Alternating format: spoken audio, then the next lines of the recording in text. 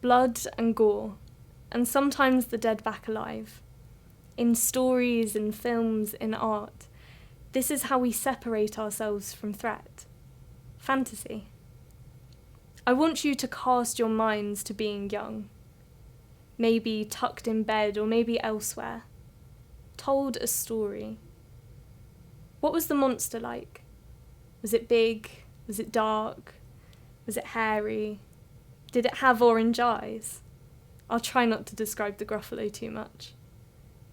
My point is, from the moment we are young, we are taught our enemies are non-physical, non-real, a fantasy. And it may be the obvious point to say, but this is not true. We are here facing a crisis, our monster. To solve this, we must remove ourselves from the preconceived idea that mass extinction in any form is nothing more than a thrilling narrative. We shouldn't be having conversations of how we can negotiate around climate change, of how we can maintain this or that, prioritise the economy. Our conversations of climate change should centre on how we can stop a crisis, save our systems, save all life.